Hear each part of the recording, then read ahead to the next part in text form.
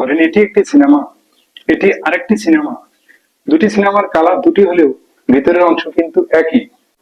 এটা হলো দরদ, আর এটা হলো হ্যালো কাছের মানুষজন, একটু দরদ দেখাতে চলে আসলাম। আজকের সিনেমার নাম দুইটা, বাংলাতে দরদ, হিন্দিতে দাঁত। হুম, শুধু দাঁত।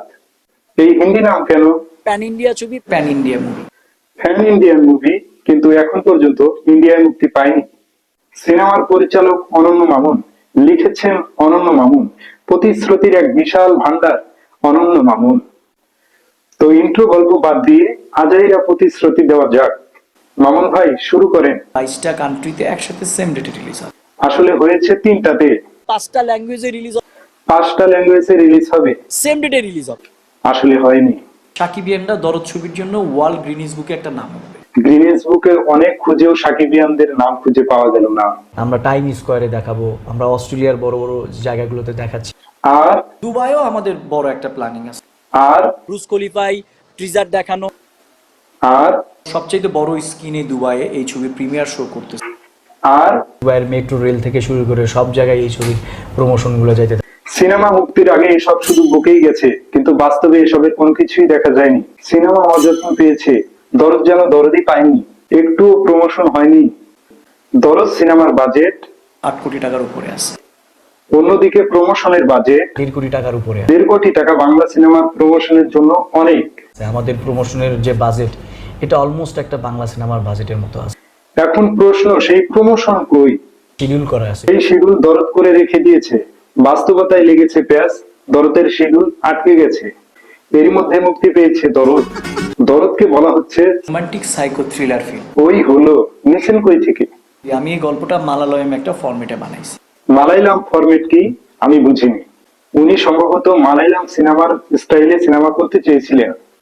দরদের সিনেমা একটি অটো চালককে নিয়ে, যার নাম দুলু মিয়া তার স্ত্রীর জন্য কোন পর্যায়ে যেতে পারে এটাই দেখানো হয়েছে। এই ছবির যে গল্প, সেই গল্পটা কোনো গল্পের সাথে কোনোভাবেই মিলবে। আর যদি মিলাতে পারি, গল্পের এক লাইনেও মিলাইতে পারলে আমি বলবো যে 1 কোটি টাকা প্রাইজ আছে। ওকে। চলতি বছরের 11ই এপ্রিল মুক্তি পায় লিপস্টিক। এই সিনেমার বহু অংশে মিল আছে দরদে। এক লাইনেও মিলাইতে পারলে, শুধু এক লাইন না, 50 লাইন মিলানো যাবে। বাইরে থেকে আলাদা মনে হলেও দুই সিনেমার উপাদান একই। সিনেমাতে হিরো রোল করেছিলেন জায়েদ খান, দরদে সেই সেলিব্রিটি রাহুল দেব। দুটি সিনেমাতে নায়িকার গোল সেলিব্রিটির সাথে দেখা করা। দুই সিনেমাতে নায়ক অটো ড্রাইভার এবং নায়িকাকে পাগলের মতো ভালোবাসে। এখানে গল্পও একই, একের পর এক শুধু খুন। ভিতরের বেস একই রেখে গল্পকে বাংলাদেশ থেকে ভারত নিয়ে এক্সট্রা কিছু টুইস্ট লাগিয়ে অনন্য মামুন বানিয়ে ফেলেছে দার।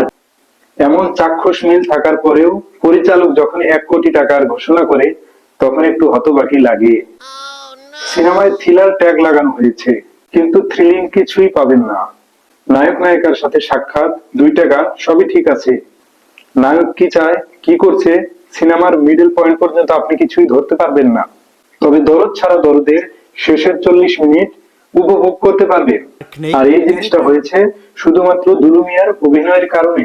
আমি একটা জিনিস খেয়াল করেছি, রমকম দৃশ্যতে শাকিব খান অতি অভিনয় করেন, কিন্তু গিয়ার শিফট করে যখন অন্য ইমোশনে চলে যায়, তখন শাকিব খান দুর্দান্ত হয়ে যান। দরদ যেন সেটার বেস্ট উদাহরণ। আর এই জিনিসটা আপনাকে মুগ্ধ করবেই। এছাড়া শাকিব খানের চোখের কাজ আলাদা নজরে পড়বে। প্রতিটি সিনেমাতে শাকিব খানের যে চেষ্টা এবং ক্ষুধা, এটার জন্য তারিফ করতেই হবে। দরদকে যেন দরদ তিনিই শুধু করেছে, আর বাকিটা অযত্ন এবং অবহেলার গল্প। সিনেমায় দুলু মিয়ার বিবির চরিত্রে অভিনয় করেছেন সোনাল চৌহান।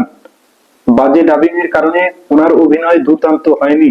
সত্যি কথা বলতে দরদের কাস্টিং একদম ভালো হয়নি। আমার কাছে প্রতিটি চরিত্র দেখে মনে হচ্ছে অন্য কেউ হলে ভালো হতো।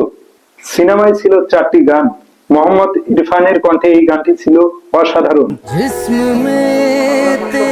শাকিব খানের লাস্ট কয়েকটা মুভির মধ্যে দরদ সবচাইতে কম বাজেট তুলবে, আর এই ব্যর্থতার দায় অনন্য মামুনের। তো আজ এই পর্যন্তই। ভিডিও ভালো লাগলে সামাজিক কাজে লেগে পড়ুন।